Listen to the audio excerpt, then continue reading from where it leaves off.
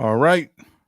Welcome back to another episode of Lions Avenue. We are wrapping up the 2023-2024 campaign for our Detroit Lions, and we will be doing tonight a overall roster evaluation of how far this team has come from probably 2 years ago to where they are now as well as last year. Touching on the free agency market right now as far as home team free agents at the moment, we'll be taking care of the top 100 free agents in the league within the next couple weeks, probably immediately after the Super Bowl that Monday or that Tuesday for that matter. But all right, so we're talking about this team here that finished 12-4 in 2023, a 3-game improvement, 3-win improvement over the 2022 season. This was a team that finished strong at the end of 2022. Won what is it, eight out of the final 10 games. A lot of people around the league were skeptical. A lot of Lions fans around here were skeptical. Didn't believe that stuff could carry over into the 2023 season. Well, it did. Like I said, this team went on to win 12 games, 3-game improvement over 2022. You're looking at a run defense that was at the bottom of the league in 2022, became a top 5 run defense in 2023. The pass defense relatively was the same. They just didn't give it up nearly as many points this year as they did last year. Yeah. We saw the growth of a lot of young players. Some of the guys that were drafted this year, and then you look at some of the guys that were here over the past couple years who finally came into their own. Some guys a lot of players just grow at their own pace. That's just pretty much how it is. But Derek Barnes, quiet as kept, had a very solid season for us. In his role that he had, they played him a lot more at that 4 tech. He was able to show that he could get some pressure on the quarterback. And whenever you can pressure the quarterback, that's an automatic get out of jail free card when you're in the doghouse with your defensive coordinator. Yeah. Because when guys can pressure the quarterback, because he could always tackle, he can pursue, he can make plays on the football in the run game. But once you show you have the ability to get after the quarterback as well, that automatically gets you more snaps. Now you look at the offensive side of the ball.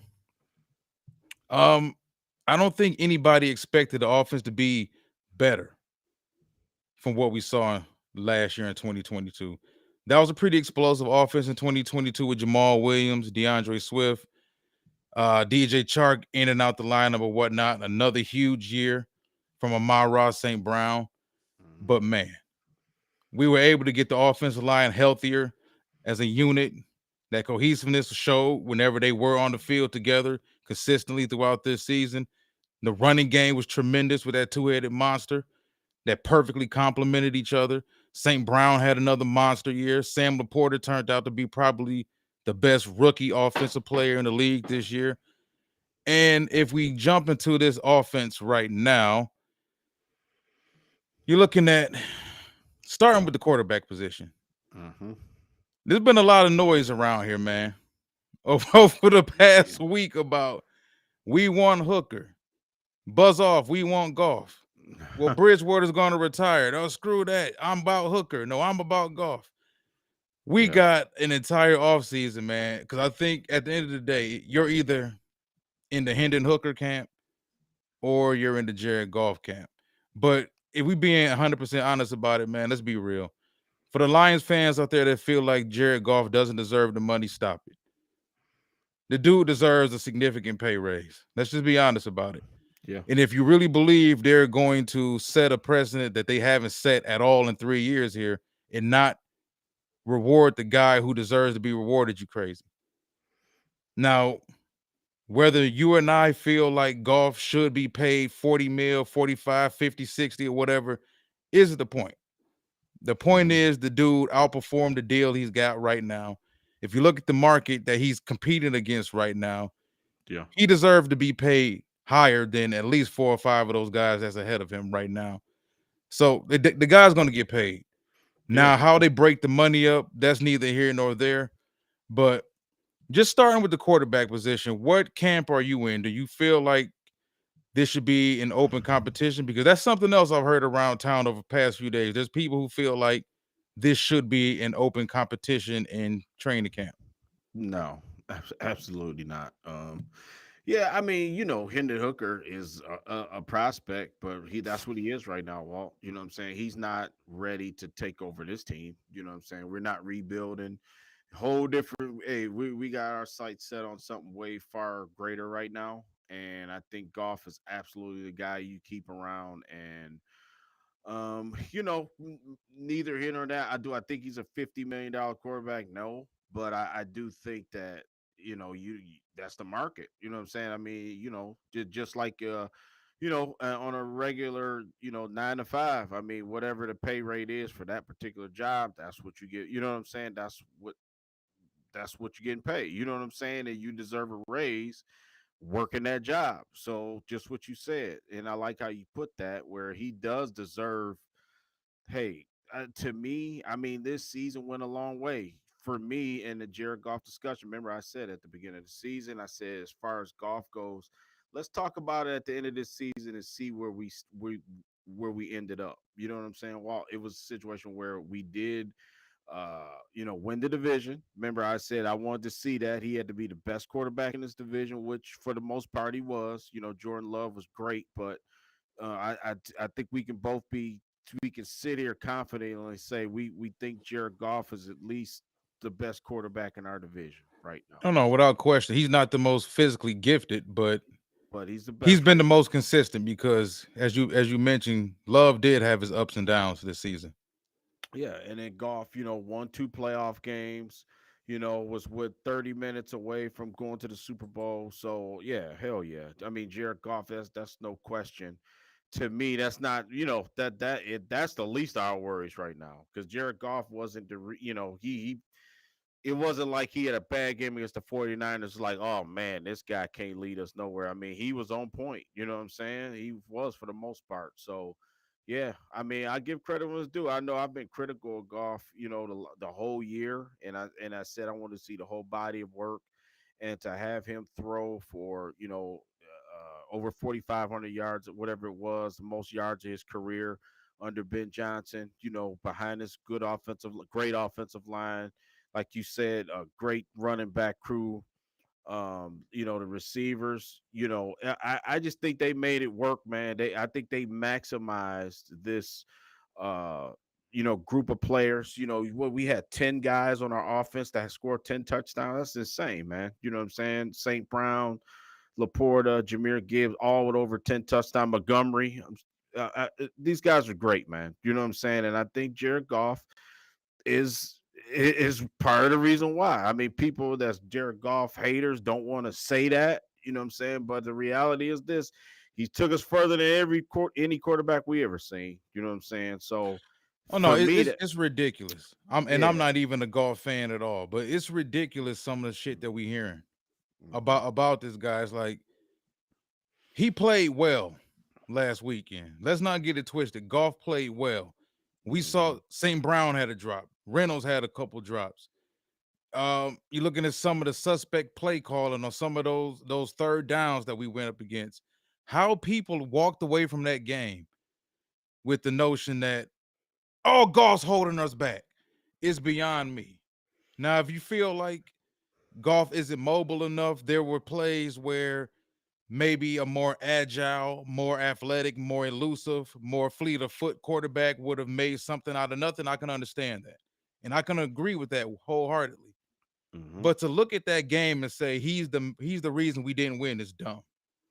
That's Yeah, I mean, dumb. yeah, I mean, like you said, I think quarterbacks have their ups and downs. Okay, yeah, it's been games. It's been plenty of time. I know I've made posts like golf ain't the guy. You know what I'm saying? And it just, but I can't say this. The last 6 weeks of the season, man, he was really he was fine. You know what I'm saying? And I think you can win with him. You can, but everything else has got to be like on point. You know what I'm saying? You can't be half stepping on any part of the offense for it to work. You know what I'm saying? And he proved it this year. I mean, he proved it like just showing the outcome of how this season went because you know what I thought, like the cynical part of me, not that I was hoping for it, but I was thinking that he would be the reason why we wouldn't make it. You know what I'm saying? That and he wasn't. You know what I mean? Think about it. He But could you have know what? It's easily. another crowd of people who, and we talked about this at the beginning of the season. There's a crowd of people in this fan base that were gonna shit on him regardless. If we lost, it was gonna be because of him, and they were gonna find some way to blame him. And I, like I said, I've said it plenty of times. Said it. You have too. We own up to what we say. Mhm. We're not like these content creators for the Lions that who are just gonna constantly hammer down, or double down, or triple down on the bad take. Yeah, yeah, Golf isn't really my cup of tea. Do I want to see him succeed? Of course I do, because that's what's best for my football team. When golf performs poorly, I hold his feet to the fire. When yeah. golf performs well, I pat him on the back. That dude And that's for performed well. yeah, on this show, that's what Yeah. we do. That's what we do, bro. I mean, we're not gonna sit there and attack anybody just for the sake of doing it. You know what I'm saying? I mean, that ain't how I roll. I don't roll like that. But I can't say this. I mean, after the Chicago game, I mean, that's not Chicago game. After the Rams game, I'm gonna tell you what really showed me because this what I thought. Right? I thought it would come down to him, Matthew Stafford, and then him not winning the game. You know what I'm saying? Against even though I picked the Lions to win, it back of me like, okay, is Goff really gonna win this game for us? You know what I'm saying? And it was just like he proved it, man. It was just like, it wasn't like 400 yards. You don't like you keep saying about the move the goalpost thing. You can't say they only won by 1 point. You can't say who cared. They won to get that way that game went to win by we all everybody see how the championship game went.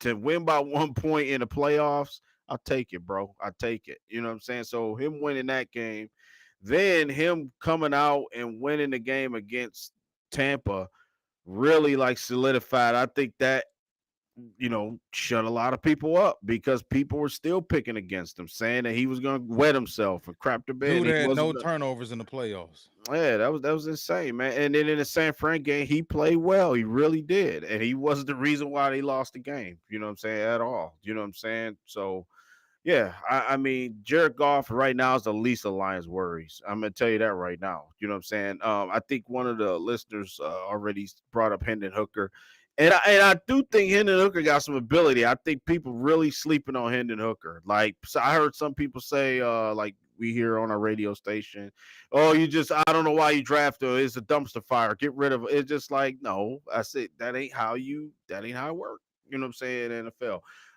listen, you keep Hendon Hooker around because injuries happen. Not that I'm wishing an injury on Jared Goff or anything else, but injuries happen.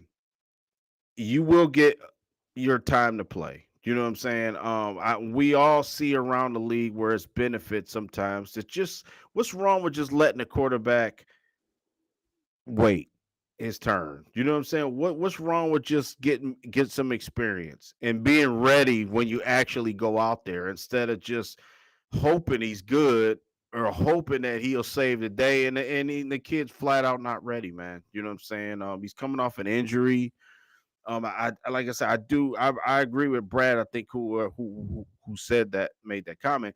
I agree. I think Hendon Hooker does have some ability that the Lions could tap into eventually, but not right now. I said it's no.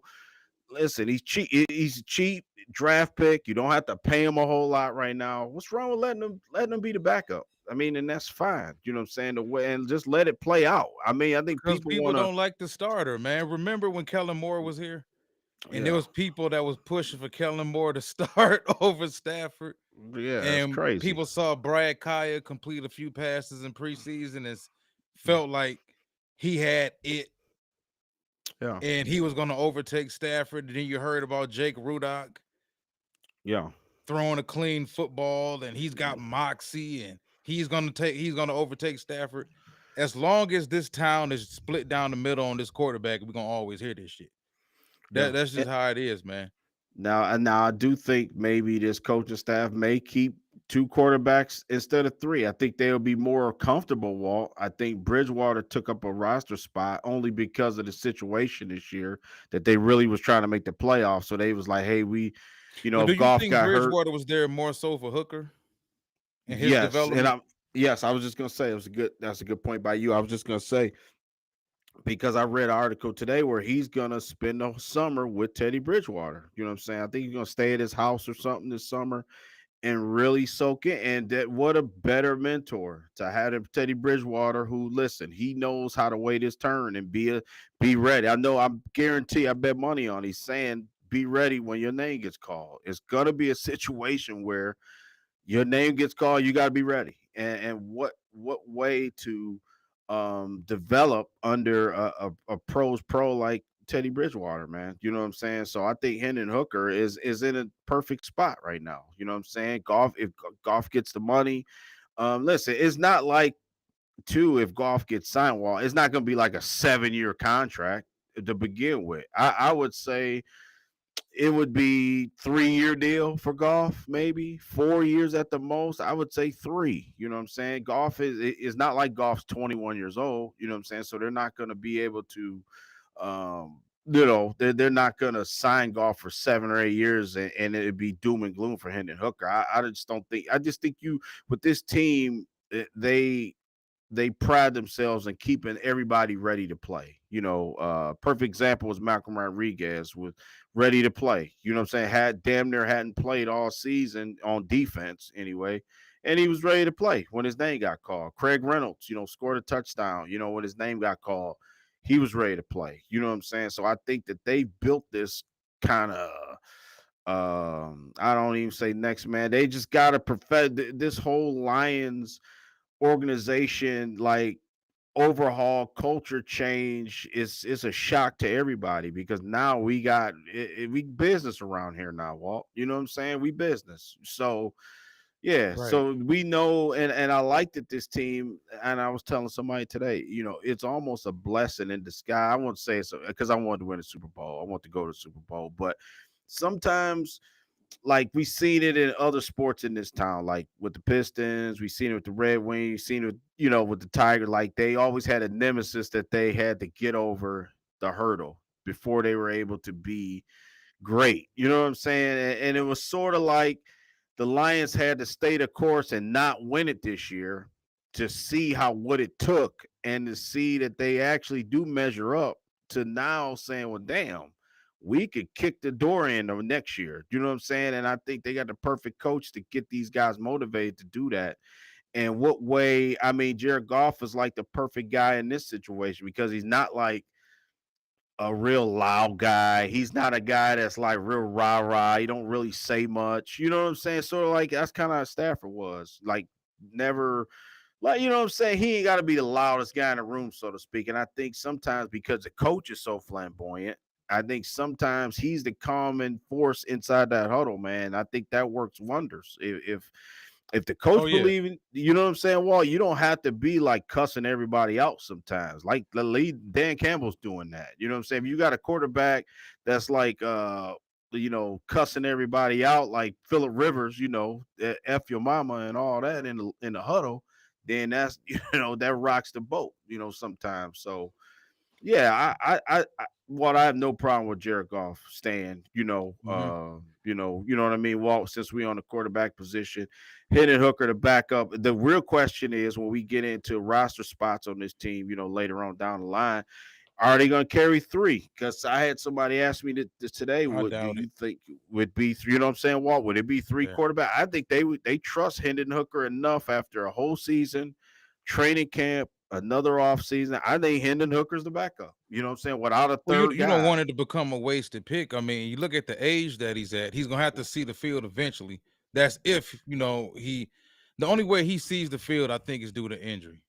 of Because course. I Yep. don't I don't envision Golf. We got an entire summer to discuss this spring and summer heading into fall. I don't envision Golf just falling Hmm. off a cliff and forgetting how to play football and Yep. throwing picks everywhere. Even though we have seen quarterbacks in history go through that, Matt Schaub, Carson Palmer, some of those Hmm. quarterbacks who just get a case of the picks and just can't start throwing them towards the tail end of their careers. But um, to move on for a second, Yeah. there's two groups on here that I think people don't understand that they could see a complete overhaul damn near. And I think that's wide receiver and also offensive line. Before we get into the free agents, as far as the Yeah. offensive line, you look at that wide receiver spot right now. You're talking about Yeah. Amon Ross St. Brown and JMO. Now Yeah. let's be honest. Away from St. Brown and J-Mo, you talking about Josh Reynolds, Khalif Raymond, Antoine Green, a late round pick, and Donovan Peoples Jones, who came over at the trade deadline and gave us pretty much nothing. Now, whether or not they decide, he's also a free agent, whether or not Hmm. they decide to bring DPJ back, give him a full offseason within his offense, and if they feel like he can be a cheaper alternative over drafting a wide receiver high, whether it be the first round or the second round, we don't know.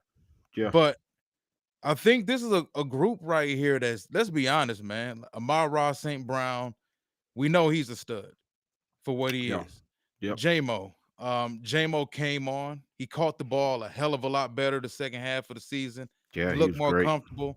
Yep. I expect JMO to have a monster year next year. That's just Yep. me. It's As coming long as out he party. stays I healthy. agree. I agree. But what do we do outside of those two? Like, Man, it's tough. I Yeah. mean, it's because I like Josh Reynolds, but for me to sit here and say, and I understand that he has a history, he has a rapport with Jared Goff. Hmm. But for me to sit here and act like we can't upgrade possibly over Josh Reynolds, Yep. that's crazy. I love Khalif Raymond. I love Khalif for what Khalif brings to this offense. I love his selflessness. Are we Yeah. giving Khalif another deal? Antoine Green. We knew Antoine Green was green, for lack of a Hmm. better phrase, was a little Yeah. rough around Yep. the edges. He's a He had to rookie. Yeah. learn how to run routes. He had to learn how to be more than just a 9 route guy. Do Hmm. they feel like they saw enough out of him throughout the rookie season and another second full off season within this training to make him the third guy, the fourth guy? You Hmm. know, it's interesting, man, because you and I discussed this all season long. We need an X. Yep. Like we need a true X. As much as everybody loves St. Brown and they feel like if you don't call St. Brown an X, then you're just hating him. And you just no, like that's not what Amon is. Amon is a very damn good receiver. He's not the prototypical X. He's not gonna run every single route in the route tree. He's not a threat to destroy Umbrella. That's not what he is.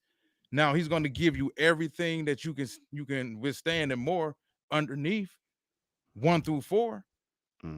But if you're talking about the guy that's going to blow the top off the defense, that's JMO. This team still needs a bona fide X. What do you Yeah. think about this receiving core right here? Just looking at it, those names.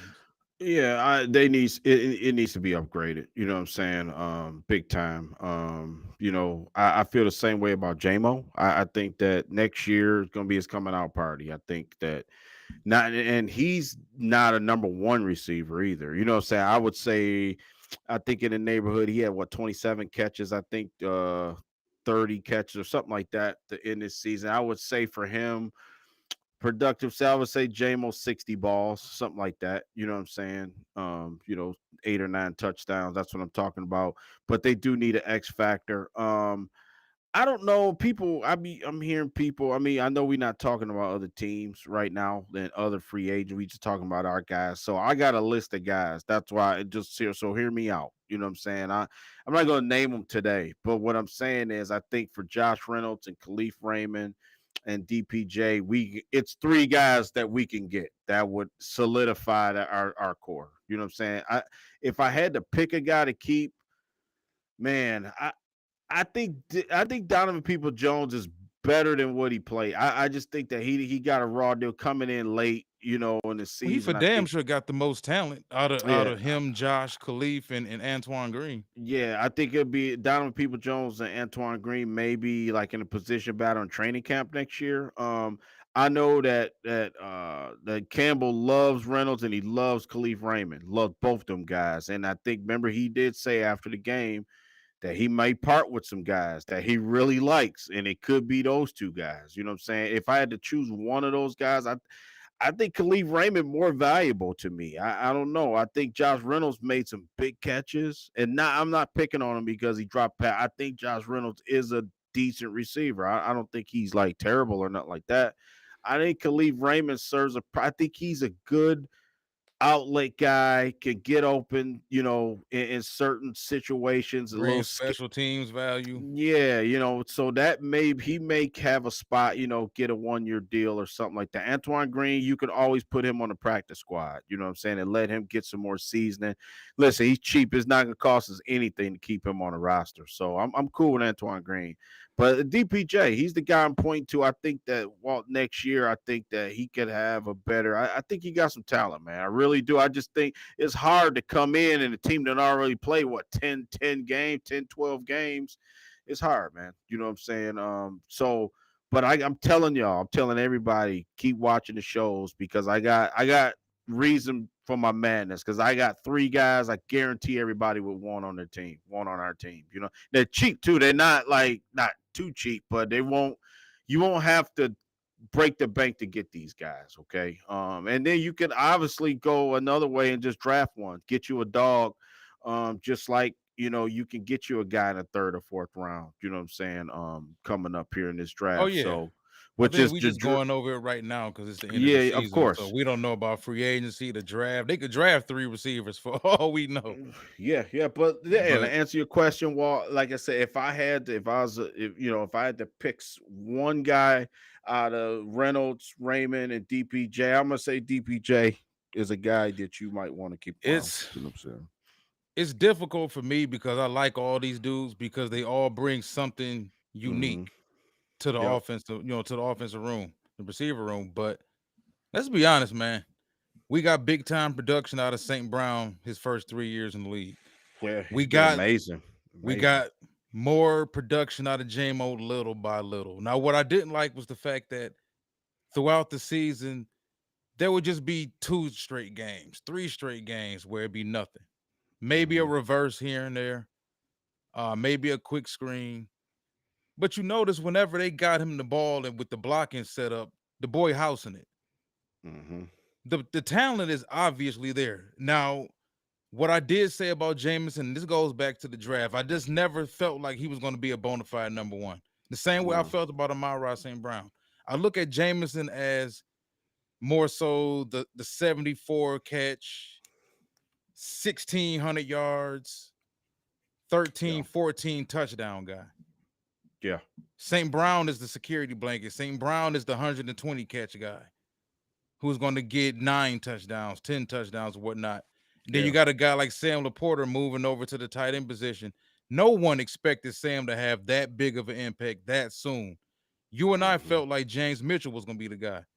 Yeah. Remember going back to the preseason, we felt, hey, hold on now.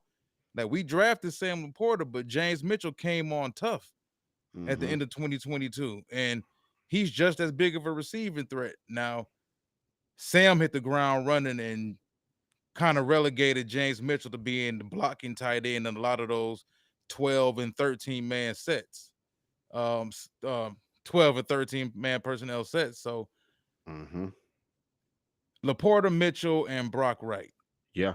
Considering what this offense is and what they want to do, I don't see them changing next season at all unless they get like some big time stud wide receiver and that opens up the offense a lot more. Or maybe if they can put more on JMO's plate, that could open up the offense a little bit more. I could see all three of these dudes being back.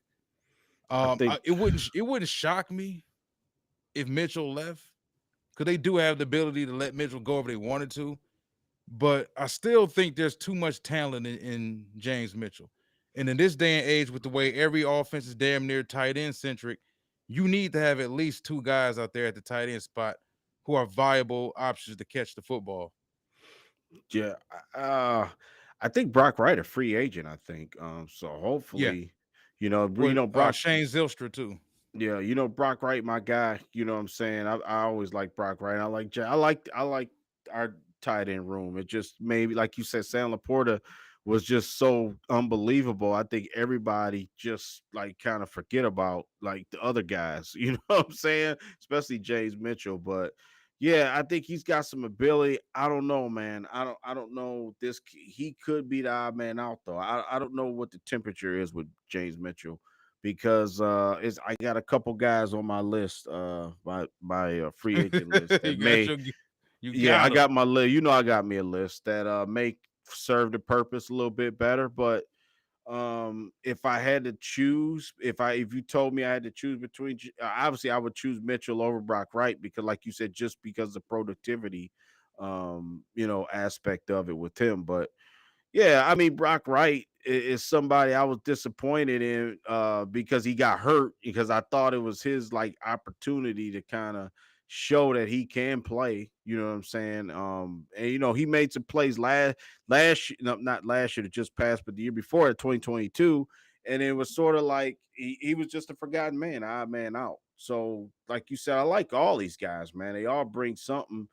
Like I said, now we done found ourselves, a generational tight end with Sam Laporta. That he makes everything easier, man. You know what I'm saying? Well, I mean, having Laporta, remember in the coming up in the draft last year, we were saying, before we took him, we were saying, man, it's like it would be nice to have like a Travis Kelsey type tight end. And I think we found that, regardless of who the quarterback is for this team. I think, man, it's golf, but what I'm saying is it's easier for any quarterback on any team when you got a guy like Sam Laporta. You know what I'm saying? He makes, a lot of, big plays, big catches, third down, Oh just yeah. sitting down in the midst of the defense, man, keeping the chain. Sam Laporta was great. He was way better than what I expected, man. I like I said, combine out of all the guys, we Simply knew because get you don't see tight ends come into the NFL and have that big of an impact that early. yeah, I mean, he busted I mean, dude, he look unlike Gibbs. Like we knew Gibbs was talented. We talked about Gibbs in it before the draft. You know what I'm saying? Well, we knew what kind of player he is. When we seen Sam Laporta in the combine last year, remember he kind of caught my eye. I remember we did our combine shows, and I said Sam Laporta looked the part, man. He really did, but I didn't think that for number one, the Lions would take him, and then when we took him, it was like I didn't think he would come on the scene like he did. So, yeah, Sam is just a pleasant surprise. Just evaluating the whole roster, him and Gibbs was amazing, man. I never thought them guys would be as good as they were. You know what I'm saying? And for everybody that down the draft and down the picks, and you took Gibbs at 12, you took Sam Laporta at 34. They totally shut everybody up with that. You know what I'm saying? Well, it for Because damn sure helped the offense. yeah, Now, I think because you and I have not went back and forth with each other, but throughout the season, we've kind of went back and forth with Lions fans and listeners about what's right and what's wrong. Both things can be right. There's more than one way to build a team. There's more than two, three, four, five different ways to build a team. And who's to say that if they didn't go offense mhm, centric, because we got more production out of Jack Campbell on defense as the season progressed, as he got more comfortable. yep, Part of the reason I think he struggled also is because he and Anzalone play the same damn spot. And as you and I discussed, he was brought in pretty much to take over for Anzalone. And I yeah, think Anzalone's another guy that outperformed what they thought he was going to do, and they couldn't take him off the field. yeah, But who's to say if, let's say in the first round they wouldn't have went, they would have went with two big time defensive players. Whoever people feel like those players were, that's no guarantee that this team wouldn't have still been really good. The defense would have been a hell of a lot better, more than likely. But yeah, Brad Holmes' approach proved to work. The running back had a hell of a year, despite the fact that he started slow. Like you said, Sam Laporta was a monster hit. So hmm, they, like I said, yeah, they hit on both of those players. The offense is set, whether yeah, it's Goff is the quarterback, Hooker, whoever the hell it is. The offensive line, and I want to get to that yeah. Let's because give that's yeah. something. That's a big one right Panay here. Sewell, that's the golden boy right there. Oh yeah, yeah. You put an Outside of asterisk that, by his name. Yeah. yeah, Decker's been beat up the past few years. Still a top tier tackle. Still a top tier tackle. I know we discussed last offseason the potential of maybe moving trading Decker before the bottom completely falls out of him, Hmm. because there's always a market for high level tackles. He's still one of the 10 best tackles in football, I believe, right Yeah. now. Yep. Taylor And balled this year. He played if great, you're man. not considering paying him, that's the whole thing. We don't know what the relationship is with Taylor Decker and Brad Holmes and this organization right now, but if he wants to be paid, like a top 10 tackle or whatever. We don't know. That's a Yeah. situation where I'm not sure if you really want to give him another deal. They may want to move on A and get younger, somebody younger in there. Maybe they want to yeah, move younger, Panay Sewell cheaper. over to left. Maybe Hmm. they want to keep him at right. But Panay was drafted, I felt like, to be a left tackle. Decker's another guy. I think a lot of us around here were planning on Decker failing. Not me, not you. But Yeah, I know what you're I saying. think a lot Like of people, when they drafted Panay Sewell, what was the big deal? What was the big fuss when they drafted Panay? Oh, well, why aren't you playing him at left tackle? You hmm drafted him in the top 5, put him at left tackle, left tackle, left tackle. The dude had the ability to play either tackle position, which is phenomenal for the youngest player in that draft. That's how yeah. talented Panay was. Panay is the best right tackle in football right now. I don't want to hear hmm anything about Lane Johnson. Lane Johnson ain't never damn healthy. This Yeah. dude right here, Panay Sewell, is the best right tackle in football. Now, if you're gonna pay him like a left tackle, because this is also something we talked about a couple years ago, what the Baltimore Ravens went through with Ronnie Stanley and Orlando Brown Jr. hmm Orlando Brown Jr. wanted to be paid like a left tackle. Baltimore said, "Hey, hold on now, wait a minute. You damn good, but you ain't Ronnie Stanley good." But the problem is Ronnie Stanley, another dude who ain't never healthy. So Yeah. you run into situations now where some of these right tackles have to move over, play left tackle. If I didn't play 9 games at left tackle, typically you're gonna want to be paid like that. But Panay is going to get paid. Now the Yeah. problem after Panay is you're talking about Frank Ragnow. We discussed this before the season. At some point in time, Frank can hang it up. Frank don't have hmm to keep doing this. He might do it this summer. You never know. You know what I'm saying? I After. think he tells them within the next couple of weeks. I think hmm he has a good relationship with them. I don't think he would drag this shit out all through the draft, and then after the draft, yeah, I'm leaving. And Yeah. kind of like rob this team of the opportunity to go out and perhaps fill your position or whatnot. Yeah. But This. Well, this. Yeah, like you said, this position group. Well, actually, they need another young stud up in there. Even though this is why I say that because it's I think Jonah Jackson might be the odd man out. I hate to say it, and I like Jonah Jackson, but it may be a situation where could Kobe Sorstall be ready? You know what I'm saying? I was really like Kobe Sorstall can play to me. I mean, he was out there three. I think he started 3 games this past season. oh yeah, Just for I mean for injury purposes. I mean, obviously he was playing because it was injury, but what I'm getting at is, you know, Taylor Decker is like you said, something to keep an eye on because when the bottom falls out on the receiver, just like running back. It just seemed like when those two positions, it goes quick, man. You know what I'm saying? Well, like you could have success, and then like all of a sudden, the game has passed you by, so to speak, a little bit. I don't think that'll happen to Decker because I think Decker still got some good football left to be played, and I do think, and he even said as much that he wants to be here. So, but like you said, at what cost? Because now the slippery slope called the salary cap, and all this stuff is getting ready to hit. Now this is another phase of Brad Holmes' job, you know what I'm saying, which I think he'll be fine at, but that that he's gonna have to juggle these contracts, man, you know what I'm saying, and banking, like the Chiefs, like, you go Kansas City, they're top heavy, but they drafted really well, you know what I'm saying? And they have like all the money allocated with their draft picks performing. I think that's what's gonna happen with the Lions a little bit, you know what I'm saying? Yeah, for me, if Jonah Jackson may be a guy odd man out, they may have to replace him on the offensive line. I got somebody on my list for that. I told you I got a list. I got somebody for everybody on our team if they leave, so everybody don't get upset. You know what I'm saying? They see one guy go, and it's the business, man. Graham Glasgow, a free agent. Walt. I mean, he may not be here next year, so we may have to result to drafting one in the first 2 rounds of well, the yeah. draft. I mean, I hate to say it, but Someone um, mentioned in the comment section about hometown discounts. The only thing about that is people thought Evan Brown was going to take a hometown discount last year. And the yeah, he went thing to is, when you like, Seattle. Yeah. and we keep saying this, when you win, bad teams and even some of the better teams, they poach your players.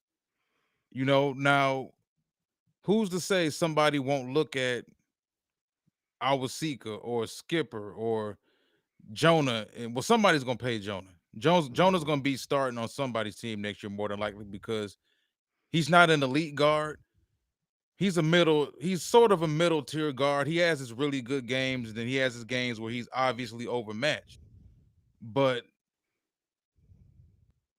what do you do when other teams look at your players that you feel as if they're not up to par or we can go without them, but we still want them back for cheap?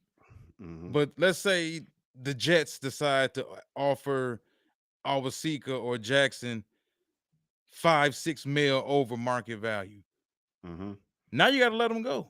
Yeah, Because for I sure. think you're not giving Jonah Jackson or Awasika a $6 million bonus. I mean, a $6 million pay increase. That's not happening.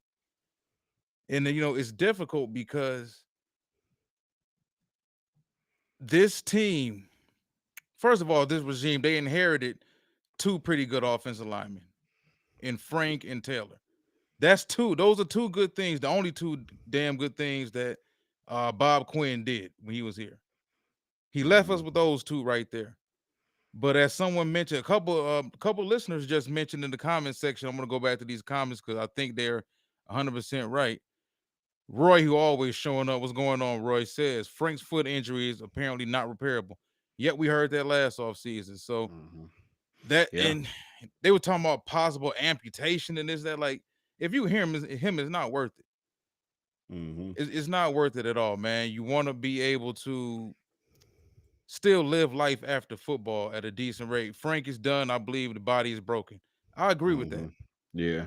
I agree with Yeah. that. You hate to say, like you say, because he's so good, but it's just like you And hate then to, looking at it from the you know. team's perspective, we talked about this the other day. I'd rather lose my left tackle over losing my center Yeah. in a lot of cases, bro. Because when you got poor center play, you have nothing else. And when Yeah. you run across getting a Frank Ragnow, a Jason Kelsey, a Alex Mack, who was damn great for the Cleveland Browns all of those years. Yeah. When you get those guys don't come along that often at all. And when you get one, typically you can ride out a good 10 years, 10 to 13, 14 years. Yeah. When you get one, it's man, it's like a quarterback. When you Yeah. get a Yep. real good quarterback and then he walks away, it seemed like you go another 30 years before you get another decent one. Yeah. Yep. So this I might be a situation where got to be looked at, man, and it's going to be interesting to see what direction,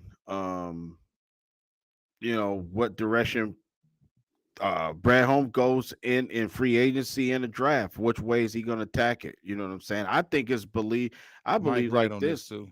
You know Yeah. what I mean? That it could be, uh, like situation where who becomes available first. Like I don't know if we go for the offensive lineman or we go for the defensive lineman in free agency, or you know what I'm saying, like to try to fill the roster out. Now, I do agree that you have to, what Mike just said, you know what I'm saying, we have to, keep building our offensive line. I think every year we talked about in pre-shows, like every year you gotta keep drafting offensive linemen, every Hell other yeah. year or every year for that matter, you know what I'm saying, up and down, no matter what the round is, just to, like you said, keep that position tight, man, because I think that's what made us so successful. I think that's our identity as a team, you know what I'm saying, to always have that offensive line tight. We know who we are now, you know what I'm saying? To keep that offensive run the football. We know that. Okay. So remember years past, we came into a draft and didn't know what the hell we was. You know what I'm saying? We drafted maybe Just drafting just to sexy get some players. people in the seat. Yeah, just to get Yeah. people in the seats, and then some, and it's cool to have those players, but if you don't have what's up front, man, on both sides of the ball, you're not gonna, you're not a Super Bowl caliber team. I think we can all agree that the Lions got a Super Bowl caliber team. I mean, I think they measured up pretty good this year with the talent that they had. Now it's time to continue to build, and then you can do both. You could be in contention. Look at the Chiefs; they showed you. They showed you the blueprint. You know what I'm saying? You can be in contention They a little And different though. yeah, I mean, they They got the best quarterback on the planet, but what I'm saying is, well, yeah. think about it. They got a lot of good, cheap players on defense, man. You know, that Karlaftis is great. Trent McDuffie, Ladarius Sneed, who want to get paid, was not paid very much. So, you can get players, and hit on them, and then it could obviously, when it's time to flip your team, like it is kind of with us, because it's like you said, what if we keep all these guys and then next year they noticeably get long in the tooth? Then we're gonna be stuck, right? If we don't get anybody to kind of Oh, you groom. mean we turned into the Detroit Pistons Yeah, right.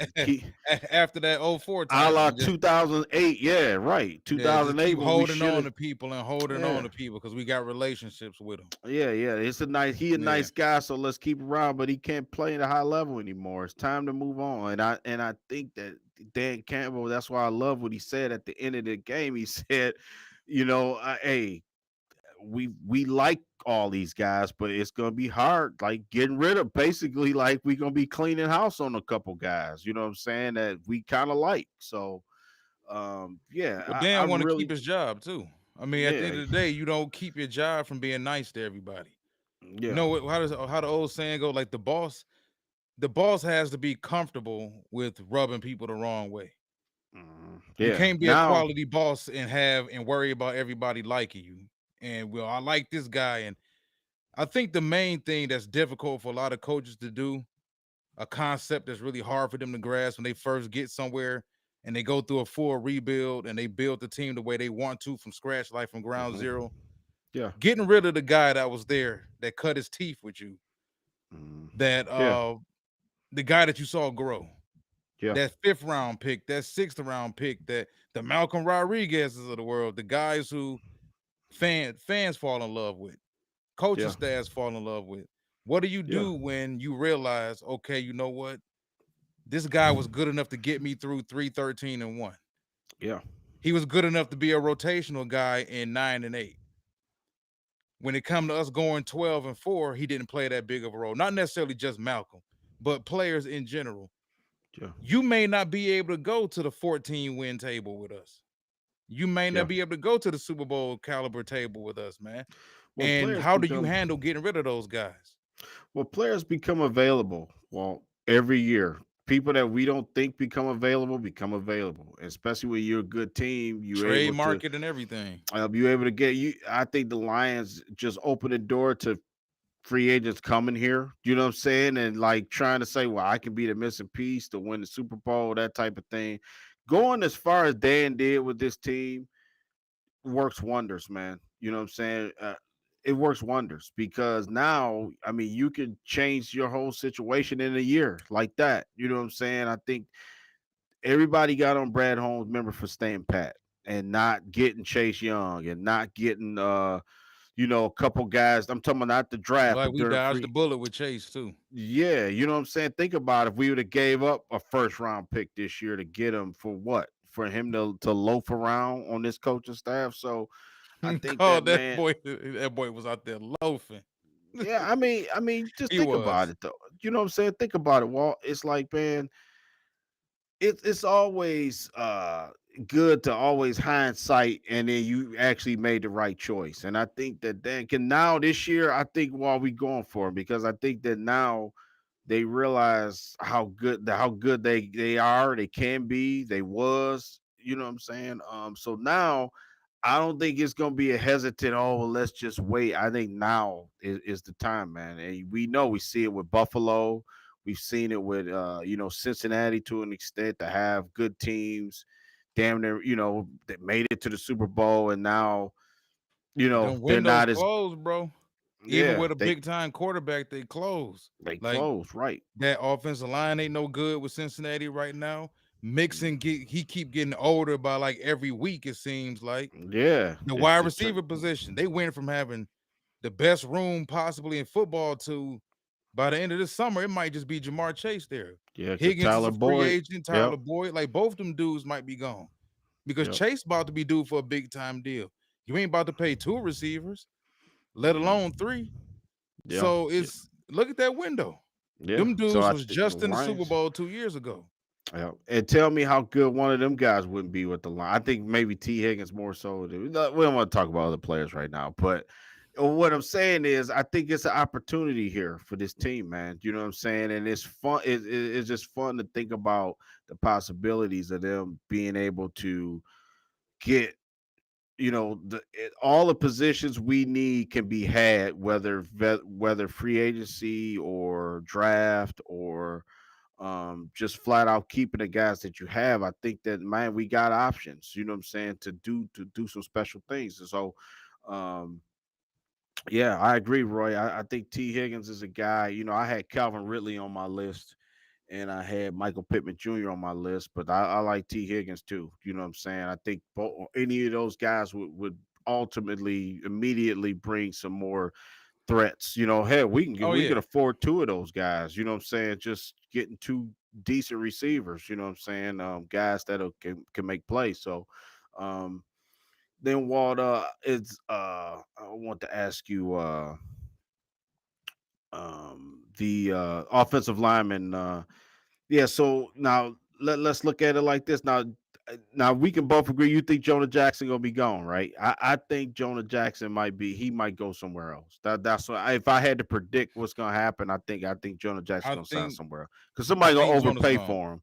Because Yeah. people look at it like from the outside, like we know our offensive line, right? Other teams would be like, man, the Lions are the best offensive line in the league, or one of the best. Let's sign whoever is available on a line and throw some money at them. You know what I'm saying? A team like a bottom feeder team like The Jets. Carolina or something, or the Jet, right? So I could see him going to a team, and just by uh, this season gonna go a long way for the Lions. I'm telling you, for people to get overpaid, that's on this team, and then for somebody to come here that we never thought. I guarantee it's going to be like a Pudge Rodriguez signing, like a guy you never thought would even sign with us would sign. What if Odell Beckham Jr. say, hey, you know what? I'm tired of losing and getting there. Well, he won with the Rams, but maybe he like, hey, I'm gonna take a 1 year deal and try to latch on win a Super Bowl. You know what I'm saying? What if you get, some guys that's big names and they come here? You know what I'm saying? It could be that situation. So, I think this year gonna work wonders for the Lions' reputation. I think Lions always had a bad reputation of not treating players fairly or didn't treat them right if you wasn't Barry or Calvin or Matt Stafford. So now I think all of those guys are really, you know, coming back to an organization. Yeah, I seen somebody. Yes, say, would you guys resign CJ? CJ on the fence with me, man. I think Let's move he. on to that. Matter of fact. Yeah, yo. Let's move on to the defense. Good, Walt. Yeah, see, we could do the safeties first. I I don't know. I got CJ on my list because I had six guys that I would keep on this team. No, I had four, and then I had three maybes. I had Gardner Johnson to keep. I had Reeves Maben. I had Anthony Pittman for special teams from Wayne State. Love Anthony Pittman. And James Houston. And then maybes I had Brock Wright, Graham Glasgow, Benito Jones. You know what I'm saying? But if those guys leave, trust me, y'all, I got other players, so I don't want to disrespect our team tonight. I'm telling y'all, I got my list ready for this. But we talk about the safety position first. Since somebody brought up CJ, for me, I like this group. I think it's obvious that Tracy Walker's the odd man out. You know what I'm saying? I don't think Walker's going to be back. I absolutely would keep Melifonwu, and I absolutely would keep C.J. Gardner Johnson. You know what I'm saying? Melifonwu was my guy from the start because I seen him at Syracuse. I seen the ability he had. Um, I, I like Melifonwu, man. Well, I just hope, obviously, it don't cost $1 billion to keep him, but because other teams gonna want iffy Melifonwu, man. I really do think he made an impression on himself. But as a team, you could see what Aaron Glenn did with him. I think it's gonna work wonders moving forward. Now having a whole season, with Yeah. him, you know what Yeah. I'm saying? Walt and Kirby Joseph is just a ball hawk. I mean, he's always in the right spot all the time. So that's what I like about Kirby. He's weird because he's not a dominant physicality. He don't have muscles popping out of his uniform, but he's a guy that he's in the right spot all the time, man. I like Kirby Joseph a lot. So, if I had to pick one guy, I would say Tracy Walker would be the odd man. Not only because he's not Brad Holmes' guy. You know what I'm saying? Well, it was him and Taylor Decker was pretty much left over from the old management team, and Yeah. and it was obvious Tracy didn't play what well like the last 5 or 6 games in the playoffs, just straight up DMP. So yeah. I think it's gonna be interesting to see what the market looks like for CJ. We Hmm. talked about it. The move when it first happened last off season, which was what, like 2, 3 weeks before the season started, that Yeah. was a shock. I think wasn't we online? Matter of fact, we were. Hmm. I'm pretty sure we were live streaming when the news came in that we had signed CJ. Yeah, And we was you on and I there. We both said it. said, Yeah. we both said that it felt like because we watched CJ Gardner Johnson go through pretty much the free agent period and not get any of the offers he wanted. He wanted to go back to Philadelphia, and I think that's something that people, Lions fans, aren't really taking into account. Philly's where his heart at. Philly is where his heart at. He wanted to re-sign there. They didn't give him the money he wanted. He felt insulted. He didn't get the market didn't measure up to what he thought it was going to measure up to Hmm. for him as a safety because he figured Yeah. I'm not just a basic safety. I also cover the slot. I also blitz. I do more than just, play deep half or whatever or middle field. Hmm. But for me, seeing how Melifonwu came on, his playmaking ability, he's bigger, faster, more athletic, more versatile. I think I could do more with him in that secondary. Kirby Joseph, he's Yeah. our deep guy. Yeah. We can play more man. We can play more cover one with Kirby back there. Tracy's Yeah. gone. Yeah. Tracy's gone. But for me, Chauncey, man, I understand he didn't play that much this season. He missed damn near all of the season. But considering the fact that Brian Branch, he's listed as a nickelback right now on the Lions website, but people forget Branch also plays safety. He's versatile enough like that where we can run it back with Kirby, Melifonwu, Branch, and I brought this up to you a few days ago. Don't rule out drafting another safety at some point in time in this Yeah. draft. Oh yeah, it's a good safety draft too. You can't Yeah. when you run a 4.25, you have to draft a safety damn near every other year running that 4.25 because the production and the quality of the safety play at the position, well, at least within that defense, is so huge because Hmm. the safeties have more responsibility than the corners do. And I think that's a big thing that made Sutton look as bad as he did. Sutton isn't that bad of a player at all. The problem No, is he's Sutton just in the was wrong spot. Yeah, Sutton was just paid to be a number one corner. yeah. And he And got you. baptized week after week after week after week by elite receivers. Mhm. But if you get a different guy over there who should be a number one within that 4.25, the defense will look a hell of a lot better. So, and then come on, Chauncey, you were you're the veteran on this team, supposed to be one of the big time leaders in the secondary, and you out there drawing dumbass penalties. Like Yeah. after the Malcolm interception, what was the point in going over to Debo and doing that shit? Yeah. You went out of your way to run all the way over there to bump this dude down to the ground and then throw your hands up. For what damn reason? And you a vet. Yeah. I didn't like that at all. I felt like we didn't need that shit. I'm just Yeah. being 100 about it. You a veteran. That seems like something a young kid would have did on that team. Yeah. Well, he's had some penalties. I remember was the Seattle game. I think the game he played, that was the last game before he got hurt. I remember he took a horrible penalty. He was unsportsmanlike conduct, for running his mouth or something like that. You know what I'm saying? He's known to. For me, that kind of stuff don't bother me only because I don't I don't. It doesn't bother me, but like you said, you do got to back it up. You can't get. I seen him get mushed in the face, stiff arm. I think Yes. McCaffrey stiff Yes. arm the hell out of him, man. Like the little giants out there. You know He what I'm had saying? four With his, tackles in that game, no solos. You know what yeah, that means? Everybody else had like 8 tackles, yeah, 5 solos, whatever. You was the last man there. Yeah, yep, You was the yep. last man there on all of those damn assisted tackles you had. And Yeah, then, watching not once but twice, yeah, watching you come in high when you should have came in low and getting punched in the damn face mask and getting thrown to the ground. Like, I didn't like the way he looked when he came back either. I yeah, understand he brings like that Rasheed Wallace type of thing to the locker yeah. room, That's and where I was getting he's at. he's Yeah, the confidence and he's the bravado or whatever, yeah, but right. you got to But produce but it at some point in time too. yeah, because and hey, I got somebody for him too. I told you, everyone on the roster that leaves, I got a replacement. So if he left, I mean, I got Buda Baker, bro. I think Buda Baker would be just as good. I mean, that's just my opinion. With Branch, that'd be hell of a back there. But we don't got to talk about that tonight. But I'm just saying, Nigga I can Rob, do.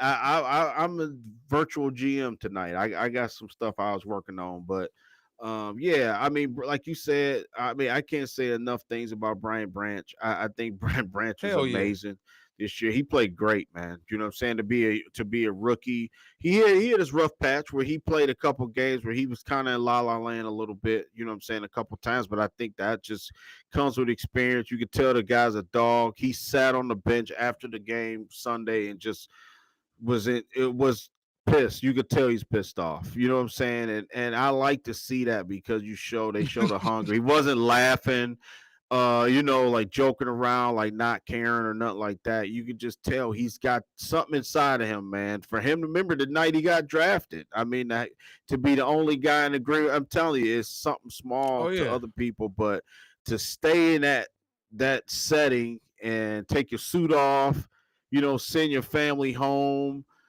back to the hotel. You come back to the draft headquarters, and you're the only guy in there. I think, man, that just speaks volumes to how different that guy is, man. It really does, Walt. Because I like Branch. I think he's cool. I think just because of that, I think C.J. Gardner is sort of like, dude, we don't need you like that no more. To be honest, I mean, if I had to say, Well, we to talked keep, about this before the season started. Like yeah.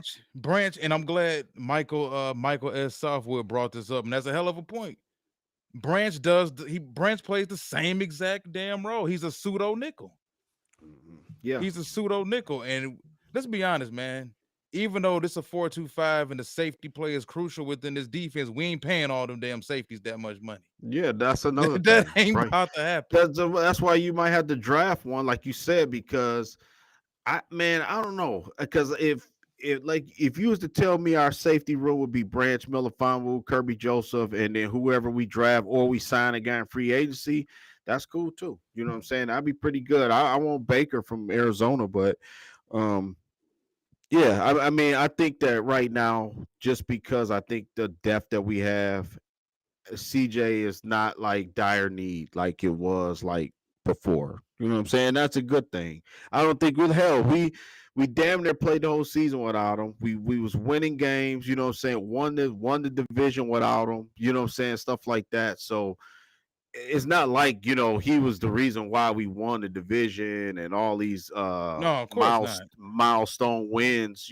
I mean, think about it. I mean, maybe he did more harm than good, to be honest with you. You know what I mean? Obviously, when he strapped it up and got out there, it was like he was like more deterrent than anything, you know what I'm saying, than actually, like Brian Branch, you could see him out there like, damn, he went up there and stopped the run. You know what I'm saying? It was like when I seen Chauncey out there, it was like he was getting mushed in the face. He was getting penalties. He was, grabbing people. You know what I'm saying? It was just a lot of CJ was sort bullshit. of like he was like sort of like the street cred for us. Yeah, a exactly. Yeah, little bit. right. That's what I'm He was saying. the Sometimes it's because good to nobody have took that. us serious at the beginning. Say, oh, y'all just them Yeah. old cute little 9-8 Lions from a year ago. Y'all ain't nobody. Sort of like how when Sue got here. Now Sue was a Yeah. better player, but when Yeah. Sue got here, Sue was the street cred. Like Yeah. it Hell ain't yeah. no Sue was our big brother. So it was when Sue got here, it wasn't no more pushing us around. It was a Yeah. whole different idea. But I don't Yeah. know, man. Like I just feel like I never expected Chauncey to be here past 1 year anyway. So that's kind of why I feel the way I feel about Chauncey Gardner. But if we hmm go through the rest of this, Will Harris, Yeah. ain't no way in hell we're gonna talk about this roster and not talk about Will Harris. Yeah. I Is mean, it was a good Will thing. Harris, listen, he can go now, right? I'm asking you, can Will Harris go now? Because Yeah, I yeah, think it's we can find a nickel. mhm, Maybe Stephen Gilmore, Stephon mhm, maybe he's the nickel next year. One of the nickels. yeah. I don't know. Maybe they bring back Starlin Thomas. Maybe he gets waived from Arizona. I don't know. Maybe they draft a corner in the third, fourth round that can play that nickel along with Branch. But can we move off of Will Harris now? Is Will Harris one of those guys that you think Dan Campbell was talking about a few Yeah. days ago? Oh yeah, for sure, for sure. Yeah, and Mike, I was just gonna say, man, I would love to get Ladarius Sneed. I mean, that's him and Jalen Johnson, both them two guys from Chicago. That's a watch that. Those are the two guys that I want. But yeah. Anyway, yeah, Will Harris is time. It's time to wrap it up. You know what I'm saying? It's time to pack it up and which Will Harris is a super teammate. You know what I'm saying? It seems like the coaching staff like him, but yeah, it's like you say, you can't keep all these guys, man. It's time to move on from, Will Harris. Nothing personal. It's just I think that it's just time because talent outweighs like you got leaders. You got young leaders. You could become. Jack Campbell might have that C on his jersey next year. You know what I'm saying? It's just other guys that could fill that role, like you said, and just a lot younger and with more talent, possibly. So yeah, I mean, just like if we move to the cornerback spot, I mean, look at That's everybody. pathetic. Yeah, I mean that's not intimidating at all. I mean, That's to not be an honest with NFL. That's not. How do we get to 12 wins with that? you, yeah, it's And Aaron people want to Glenn. I trash think Aaron Glenn. Aaron Glenn. That's what I said. Think about it. This right here puts it in perspective because everybody know Cam Sutton's a number two cornerback. I think the best cornerback on this team of all is not even on this team right now. You know what I'm saying? Oh, I next think year? that, Yeah. I think that whoever we draft, they're gonna draft a corner this draft. And we're gonna get into all our cornerback draft prospects, coming up here before the combine and everything. But um, yeah, Chris was right. I like Wiggins too from Clemson. Yeah, he can ball. I like him. But yeah, Kendall Vildor, God bless him just for having that ball bounce off his helmet. He's off my team right off of that. I would have grabbed him as soon You as that telling me play that was wasn't over. Jared Goff's fault too? Nah, That wasn't Jared Goff's fault too? I would say Kendall Vildor. It's nice knowing you. No, that's not gonna work. Khalil Nah, it ain't Dorsey. even been nice knowing you, bro. Yeah, I'm I'm gonna be 1,000 about this. Though you can't Look have a at them ball corners, bounce bro. off your helmet, bro. Off your face mask. You Dude, can't have that ball bounce off your face. I'm getting emotional. I don't even want to talk about that play. But yeah, I mean Kendall Vitter was like a fill in anyway. You know what I'm man, saying? Vildor was what, a fifth round pick of the Bears? I Yeah. believe, if I'm not mistaken. Gilmore wasn't drafted. Dorsey wasn't drafted. Chase Chase Lucas Lucas a was a late round six. pick. Hmm. That's terrible. That's what we went into last season with. Well, add Kirby, what's his name? Jacobs. Yeah, Jerry Jacobs. Yeah, Yeah. add Jerry Jacobs to that, but that cornerback Yes. room is terrible. Yeah, it's not good enough, man. It's not good enough. You know what I'm saying? I guarantee you, Aaron Glenn probably said, "Listen, I ain't coming back unless y'all draft a corner. I mean, a legitimate corner. You know what I'm saying? That probably was And in damn it, I his. mean it. You know what I'm saying? It might have been a Dre new Bly too. contract. Yeah, hell yeah. They like, Dre dude, Bly and y'all. Aaron Glenn both went into Brown Holmes' office together. Like, Forget coaching these guys up. It's time to really get a corner. Ladarius Sneed would be a guy. He would be the guy, like number one right off the bat. I would love that. Like I said, or Jalen Johnson. Though that's my wish list on cornerback situation. But yeah, and you know what? For everybody that wants to bash Cam Sutton, I do think he's a little bit better than what we give him credit for. I mean, for what we've seen, I didn't say credit, but I don't think he's that bad, but I can't say this. I'm say this. He's definitely not a shutdown corner. I mean, it was just disturbing to see him fall and stumble disturbing. around. Dude, I was sitting there like with my mouth. I couldn't believe what I was seeing. I don't know.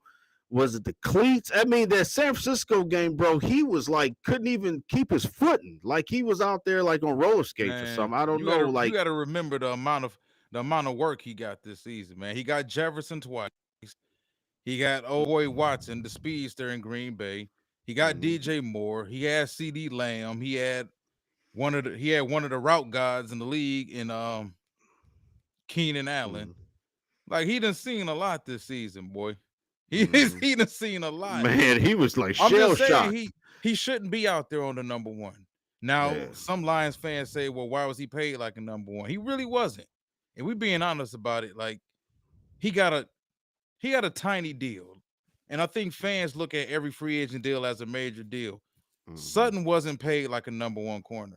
That ain't number one corner money. Now they overpaid for him. Pittsburgh wasn't about to give him that damn money, and nobody else was. That's why he came here, like a lot of other dudes do. But at the end of the day, they didn't really give him much. That's why I wasn't really sweating it. I felt like it was another fill you out situation. Same thing with Yeah. Emmanuel Mosley. I didn't Yeah. put Mosley on there because honestly, I don't expect Mosley to be back. Yeah. And if Mosley's back, Mosley's probably back on a 1 year deal. You can't possibly give Mosley more than one deal, more than 1 year. Yeah. He might go back to Frisco for all we know. I thought about that too a couple days ago. Like Mosley might bolt back to Frisco. Yeah. Now that he's healthy, he wanted to stay in Frisco. You know, and we done seen it. DJ Chark did it. Um, the safety that left and went to Miami that was here. Deshaun Elliott. Yeah, Deshaun Elliott. Yeah. Some dudes come here, not just here. I wouldn't take it personal, but I think it happens to every organization. Some dudes treat you like a pit stop. I'm gonna Mm-hmm. stop here for a year. The Yeah. market doesn't produce what I wanted to produce, so I'm gonna come play with y'all for a year. Hopefully, I have a damn good year and I can go get my money somewhere else. The Yeah. moment Deshaun Elliott was able to go get that money, he left, and that's all due respect to him because he had no intentions on being here long term. Now, I think Chauncey Gardner wants to be here, but as someone put in the comment section, he gonna have to take a little bit less money. And if you don't, I'm cool with you leaving because Branch plays the same exact role. So we gonna be Yeah. good either way. Now, Yeah. I just want to go to the linebacker section for a second because I think this is probably the most improved Yep. area on the defense, maybe on the entire team as a unit. Man, them boys A lot of balled, people man. didn't want Anzalone back. He He came balled, back, man. he outperformed his contract. Jack Campbell started late. He was kind of a Yeah. late bloomer this season. He turned it on as the season progressed. Derek Barnes had a pretty good year. Yeah, Derek Barnes was good, man. Real good. Yeah. Jalen Reeves Maven, 1 year sign. Can they sign him please to a 3 or 4 year contract? I like Reeves Maven. I liked him the first coming out of Tennessee. I liked him. I thought he had some ability, but made it to the Pro Bowl. Special team ace too, but just seemed like he got some stability. He know he's a veteran now. He's seen it all, done it all. You know what I'm saying? You can't really fool him. Really like JRM. I hope they bring him back, man. I really do. And Pittman, like I said, Pittman on special teams, Walt is just like those two, him and Maven play really good, and that unit didn't give up any big. We didn't give any kickoff returns, even though it's real rare now to get a kickoff return. But I just thought that the cover guys did a good job, this year, a special team. And we know that Campbell values that side of the ball too, because he did say, offense, defense, special teams is what we're looking for. You know what I'm saying? They put like a premium on having some good players in that on that side too. You know what I'm saying? In that room as well. So now you wonder. I wonder if Malcolm Rodriguez is a guy that feels like maybe he could do better somewhere. Have be an actual starter. You know what I'm saying? You know what I'm saying? Walt, like if somebody would I doubt it. overpay for Malcolm Rodriguez, you know what I mean? I think he's the perfect like guy to have a depth guy. You know what I'm I agree saying? 1000%. I think Malcolm's his mental state is different too. His mentality is different. He gotta realize where the type of upbringing he came from and whatnot. I think he's a guy that understands his limitations. He knows he's a football player. Yeah. But you and I discussed this in the pre-show. Like, there's guys on this team that the writing's on the wall. Yep. You could go somewhere else, risk going somewhere else for more money. It's not gonna be guaranteed money. None of these dudes are getting the guaranteed money, and we're gonna shoot over to free agents in a second. But is it worth the risk? Are you Yeah. almost better off if you're a player that's not one of the top echelon players? them contracts ain't worth the paper that they printed on. Yeah, right. In some Yeah, cases, with some of these dudes, you better off staying here in Detroit where you have a specific role. As long as you perform your specific role, you good here. That's yeah, obvious. They gonna yeah, pay you. They ain't gonna break the bank for you, but you got a role here. That's why I felt like Josh Reynolds is a guy who right now the market value on Josh Reynolds, I believe, is 7 mil a year. Um, he man, signed with us 2 years for 12 mil after year one, I believe. Josh ain't breaking the bank nowhere. Let's be honest about it. that's a Nobody's lot. paying Josh Reynolds to be their number one or their number two, maybe not even number three, especially with so much young talent at the wide receiver position consistently flooding back into the league with every draft. I can get a better Josh Reynolds in the second or third round of the NFL draft, at least more athletic, and then I can teach him and groom him and grow him within my offense Yeah, over paying Josh Reynolds $8 or $9 million a year for what Josh Reynolds does. I think the not reputation, but the relationship and the chemistry he has with Jared Goff is a little overblown. I said that in the pre-show. I just feel like sometimes as fans, when your team wins, you think everybody's to get paid and you want yeah, to keep everybody around. And when your team is losing, you want to get rid of everybody. We talked yeah. about the Philadelphia Eagle fans, how crazy they are right now, man. Eagle fans were in the Super Bowl a year ago, won 11 games this year. And if you listen to like Philadelphia Eagle podcasts, like I do, like on Sirius Radio or whatnot, you hear a lot, some of the most erratic, seething responses from these people. Like they want the coach gone. They want both the OC. They wanted the OC, the DC gone. They wanted Howie Roseman gone. A Hmm. lot can change on a year-to-year basis, Yeah, you know. but So yeah, I like don't know, man. I think Malcolm's he appears to me to be a guy that's gonna do whatever it takes, man. yeah, Some to of these stay. dudes just want to be in the league. They got kids to take care of, they got wives.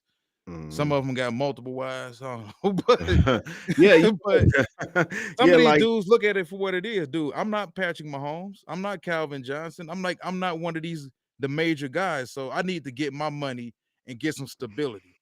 And yeah, as long as you play your role here in Detroit, you good. Josh yeah, Reynolds know he not about to get 100 catches here. He knows hmm, that. He knows yeah, this is offense is Jameson Williams, Amon-Ra St. Brown, and Jameer Gibbs. We keeping it 100 about it. yeah. I mean, just like Sean and Malone and Roy Bordeaux, they both said like Anzalone is was the guy. I think the biggest surprise. I mean, other than the rookies, I mean the guys that's been on this team. Yep. I would say Anzalone was like the unsung hero on the defense, man. You know what I'm saying? Other than Aiden Hutchinson, I mean, I was like shocked. I thought that he shouldn't even be on a roster last year. Remember, I was bitching about him for like the last 8 weeks of the season. You know what I'm saying? And for him to have like the success he had, I was really surprised, man. I was surprised. You know what I'm saying? And Anzalone was in his spot. I mean, he was faster tackling machine. I don't know what it was. It was like he was a different guy or something. Like, you know what I'm saying? You know how like a Scooby Doo, they used to catch the guy at the end and he used to unzip himself and it'd be a different person. It was almost like Anzalone had is that his whole body is like is that it's like Anzalone or Lawrence Taylor? Khalil Mack or something. You know what I'm saying?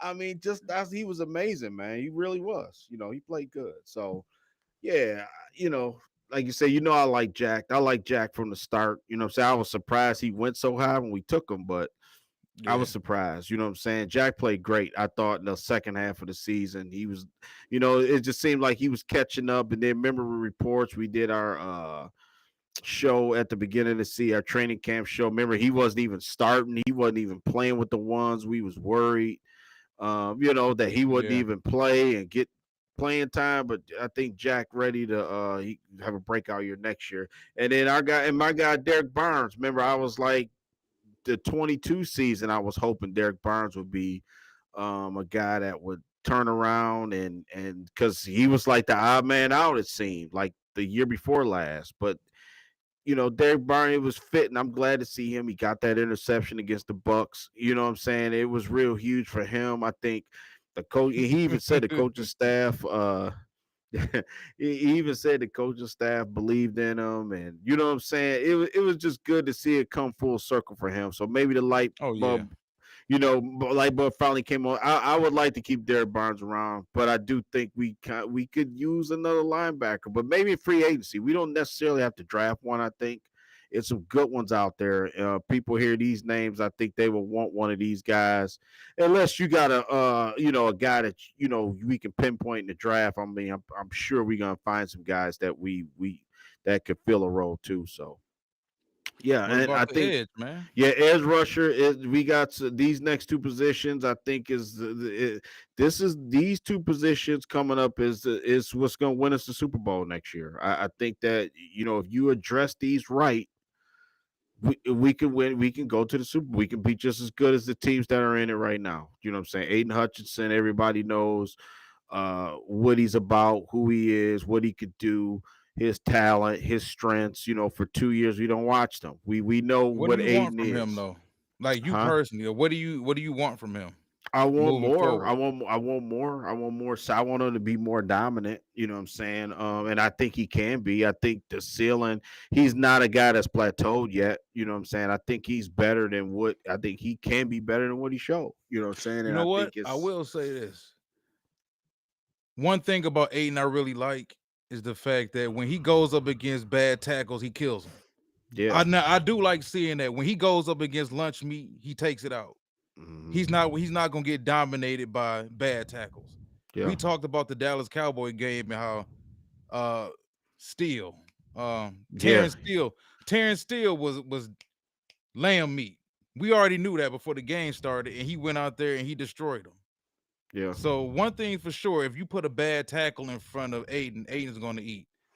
I yeah, want to see him be more consistent though. I don't want to see 3 sacks through 2 games, then you go 5, 6 games without one, then you get yeah. 4 in 1 game, then you go another 6 games without one. I want to see him more consistent. That's my main thing for Aiden. Yeah, yeah, yep. And I agree. You know what I mean? Same thing with me. You know what I'm saying? Just a little bit more consistent. You know what I'm saying? And again, I then credit to Aaron Glenn. I think that every time Aaron Glenn seemed like, he wanted to move him up and down the line, I think that Hutch was successful. You know what I'm saying? He really showed that um that he can make some play. He can be a disruptor. He can. You know what I'm saying? I think he was noticeably came in camp. He was bigger than he was the year before. You know what I'm saying? So I would assume that, again, another offseason hitting the weights, getting a little bit more bulky. I think that he's dedicated like that. His family, his dad played football. I think that he gets it, man. I think he's the one guy too that loves football. You know what I'm saying? I think he realized like the situation and what he's paid to do. You know what I'm saying? His position. You know what I'm saying on this team. His, uh, you know, being one of the guys that's a leader on this team that people look to on the outside when you talk about the Lions, they immediately talk about Aiden Hutchinson. You know what I'm saying? And he's a guy I think that he can get better. Well, I mean, physically, some people are just limited physically, but you can still be smart. You know what I'm saying? You can still be you can know you okay, I can take advantage of a guy if I do this. You know what I'm saying? I might not be as physical as this guy, or I might not be imposing as this guy, but you know what? I ain't Miles Garrett, but I can still get 15, 16 sacks. I'll do it my way, you know what I'm saying, and get it. So Well, yeah. I'm gonna ask you this: how much of this do you think is on Aaron Glenn and his positional coach? Because he got a different one now. They hired Terrell Williams. Yeah. Was it Yeah, we yesterday? didn't I talk about believe. that. So Yeah. that's a huge upgrade. How much of this is on? Because they got my man from Penn State. He only lasted 1 year, and they decided to go ahead and replace him. That's neither here nor there. But I don't. Go ahead. Go ahead. I'm gonna No, comment on it yeah, for a second. put the guys up again. Well, put Mhm. that position group up again. I think it was yeah, James Houston. Yeah, I mean he's a wild card. Like you say, he's a free agent. Actually, I didn't think James Houston was a free agent. He might not be back. I mean, some other team might pick him up. You know what I'm saying? Yeah. So he might be back. Definitely Romeo Cora. I mean, you know how I feel about that. Cora, Charles Harris. I'm to the point. Anzarike, I don't think that those three guys, Charles Harris, Anzarike, Romeo Quora. I don't think none of those guys will be on the roster next year. Um, Benito Jones is interesting because he did play good. It seemed like the coaching staff chose him over Bugs, and Benito did play good. I can't say Benito will be back. yeah, he held his They own. ain't You know what I'm paying saying? Benito nothing. Yeah, Project Martin is a wild card. I think somebody already mentioned him. I'm very interested to see his second year growth. I mean, I wonder if they may not even draft. I hate even saying this, but they might not even draft a lineman, an interior line, because they think Project Martin is the guy. I don't know. You know what I'm saying? He's a wild card. Lee I mean, you McNeil. have to. That's eh, kind of careless, though, ain't it? I mean, Aleem is a free agent next year. You don't know what you're gonna do with Kaminsky. Charles Harris probably gone, as you mentioned. Levi's probably gone. You're gonna have to draft at least one, Yeah, at yeah, least. yeah. And then I was thinking maybe Josh Pascal had a good middle portion of the season, but he kind of disappeared, man. During the last four, I didn't even hear Josh Pascal. Now he played, I didn't hear his name out there, man. You know what I'm saying? And I like Pascal. He's a good Maybe player, yeah, be good player not a needle matchups. mover. Yeah, maybe not a guy that you could, like you said, maybe start. Maybe he's a guy you can put in on certain situations to get to the quarterback or cause some pressure. But yeah, they definitely got to upgrade this part of the line, man. You know what I'm saying, Walt? I think that this is going to win it for them. I think that if they can really get the right mix. It's got to be the right mix. I mean, you got to have somebody to complement Aiden Hutchinson. You got to have somebody in the middle of that defense that can be an anchor, man. And right now, I think that's the biggest question mark because we know McNeil can do it. We know he's dedicated himself. He lost weight. He got more toned. He got more solid muscle. You know how I feel about Lane McNeil, but I think everybody else is like a wild card. I mean, Benito Jones, you say you would keep him, but I don't know, man. Somebody got to stay in the rotation, either him or Yeah, Kaminsky. You don't want to yeah, have too much, different turnover. yeah. But I mean, I don't know, man. If you want to put all your eggs in one basket with these guys, I mean, to me, like 4 out of 5 guys got to be different next year. You know what I'm saying? For the edge rushers and the Well, for D me, line. Kaminsky's gone. Between Kaminsky and Benito, I'm keeping Benito mainly because Benito, if Benito's not gonna do anything else, he's gonna stop the damn run. Mhm. Yeah. So I can at least hang my hat on that. Kaminsky fooled me Okay. again for the second straight year.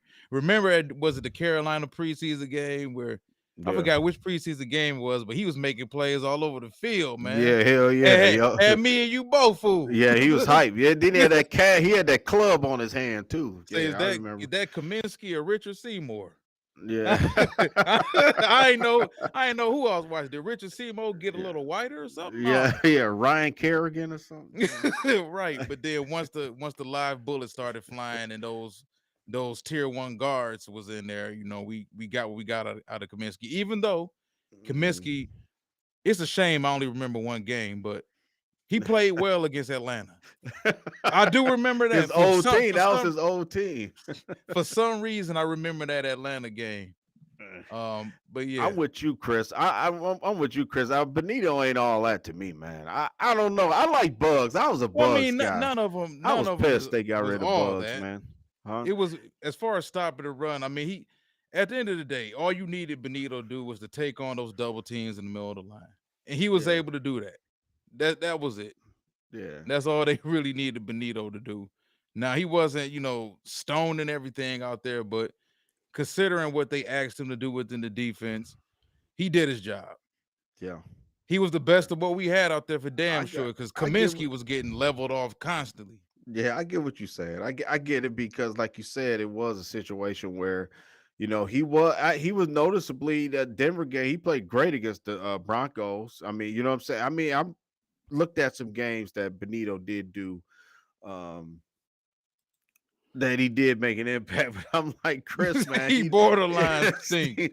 I'm Man, with listen, him. I Chris, mean, I listen. believe that too. I don't. I Somebody think gotta you, stay, Chris. I'm just saying, I ain't but saying you he can gotta draft. start. I got. I dude. Let's get Walt, let's get DJ Reader and let's go and draft another guy in the D line. You know what I'm saying?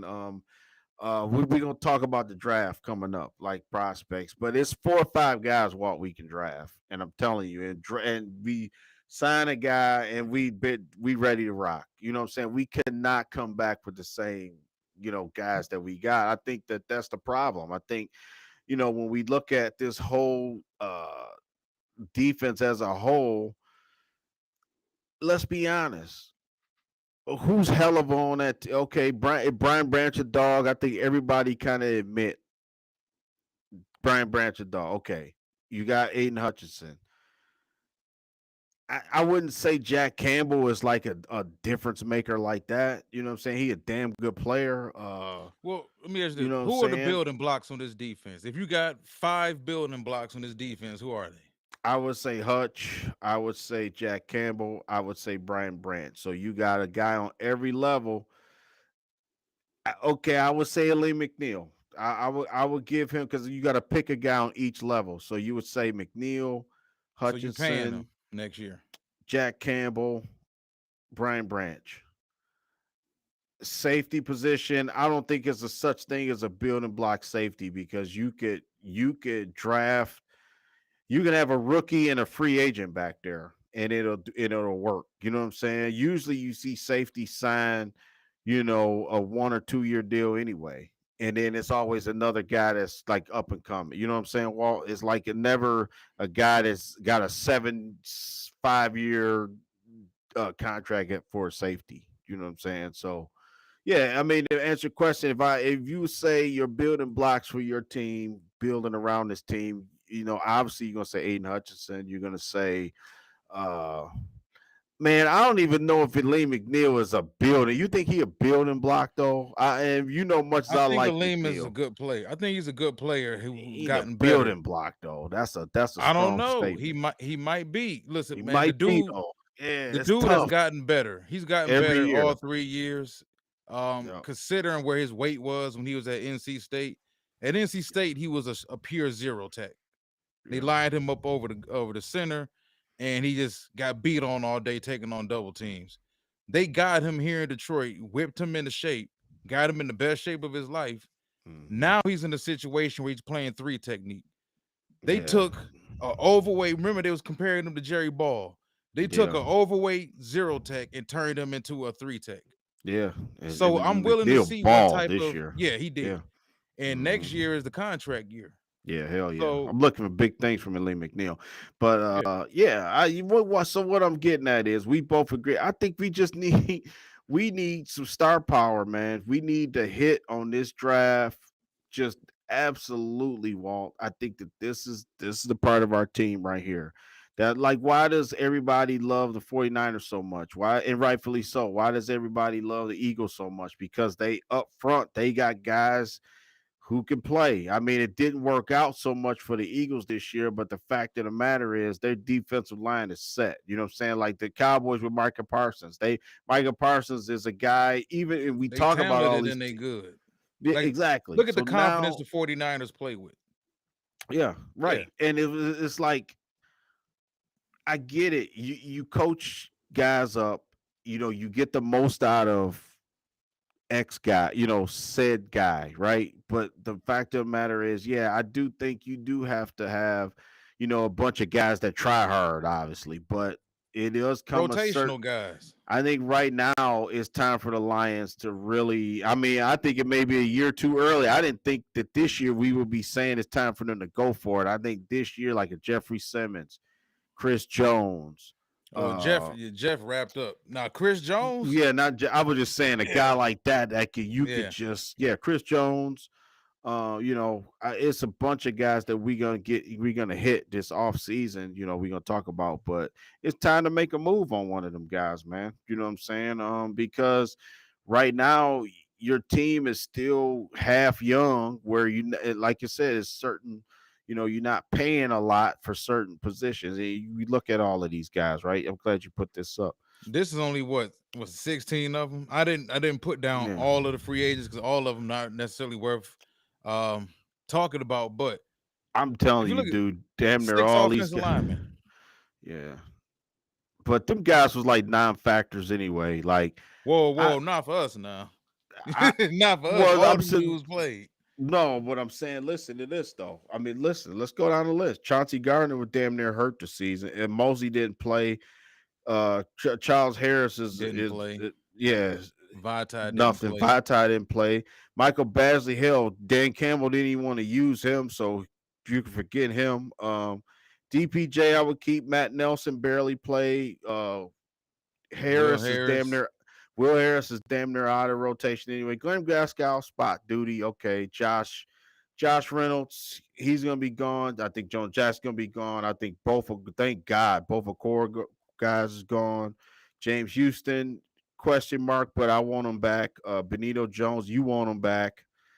Awosika, Man, don't Jacobs, say it like yeah, don't say it like man, I'm yeah. just Skip. saying this. All them guys is damn near gone. Walt, all of them. We can't lose the entire defensive line room. That's my whole thing. If whether you feel like Benito is a starter or not, he's at least a rotational guy. That's the point that I was trying to make. He's at least a rotational guy. You got to have rotational guys out there. Yeah, That's I the get whole what you. I thing. get what you're saying. I'm just He messing ain't with no you. I'm just star messing. though. Yeah, We I'm just messing definitely with you. need an upgrade though. For Yeah, damn sure. Benito be wearing the overalls every Sunday to the games. He cool, man. But yeah, like I said, Houston, Benito, and DPJ. That's it on this, and maybe Graham Glasgow because he's serviceable, and Jackson won't be back. I just think Jonah Jackson gonna sign with somewhere. I think he gonna make big money somewhere else. You know what I'm saying? What about Dan Skipper? I Awasika? think the team. I think Skip is a good team guy. Skip can stick around. He'll be on the practice squad, but I wouldn't. I would. I don't know. That's a tough one. I would say Dan Skipper gonna be kept around because he showed He that a he fan can. favorite now. Yeah. He could come in and blah. He a big, massive dude. He a massive guy. So I mean, he can fill a role every now and then, spot duty, that type of thing. Okay, I keep just because the offensive line does need to keep their continuity. He knows the hell's going on out there. You know what You I'm gonna saying? let I both think, guards go though? yeah, I was Awasika and Jackson? hell yeah. I not I don't want Jonah Jackson to go, but I think he gonna sign some big money. Awasika, yeah, I would get rid of him. I mean, not get rid of him, but I would let him walk. Yeah, Awasika. Yeah. Damn, how much money you gonna spend on guards? Because I'm telling you, bro, I got a plan. I'm telling you, you ain't listening to me. I got a plan. I got a This man plan. got the plan. We can what we can do here. You know what I'm saying? And everybody happy. You know what I'm saying? Vitae just seemed like he played what like in 2 years. Well, he played what 3 games. I mean, that was like man, that was a nothing deal right there. We didn't get no production out of him.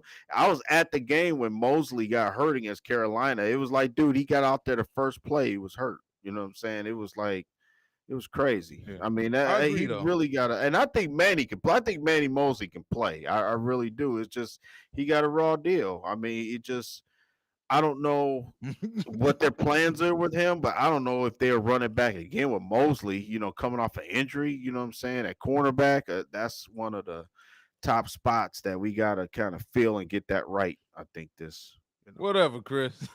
No, it's the name I used to like saying was Ifiatu Melifonwu. know. I told you before the draft, man. Before the draft, I was gonna learn that dude name, and when I learned his Mhm, name, I will say his name every chance I get. So mhm. Ifiatu Melifonwu. Yep, But but yeah, yeah, I mean, I agree. I think all majority of these dudes gonna be gone. I think it's a little different with the offensive line because the offensive line room is so sensitive, man. Like yeah, they so built off continuity yeah. that you don't want to have 5 brand new offensive linemen come in as backups. That is because Sewell gonna be here, Decker's gonna be here. We Mhm. believe Frank's gonna be here.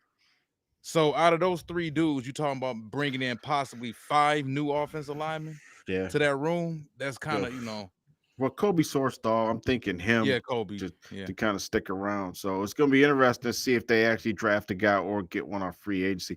I think the smart thing to do is really to draft another guy. You know what I'm saying? If you're going to, let's say, if you're going to keep, even let's just say, well, all jokes aside, if you're going to bring Awasika back or Glenn Glasgow, that's what it might come down to. You know what I'm saying? you could say, okay, we'll draft one guy and get him in the system like Sourcedall, and then or Yeah. Skipper or Glasgow, however the combination you want to put it, and then you know what I'm saying. Then you could still keep your continuity, but yet still bring up a guy, sort of like we did. I like what they did with Sourcedall because I think he not going to be like overwhelmed next year when he gets in there. You know what I'm saying? He kind of got some continuity with those guys, so. So if we How well old we is Graham? Graham Glasgow, man, I thought Let me he see was something. in. I think Graham Glasgow was 30, 31, 30. if I I'm just not figured mistaken. 31. Yeah. Yep, 31. So Unrestricted y- free agent. yeah.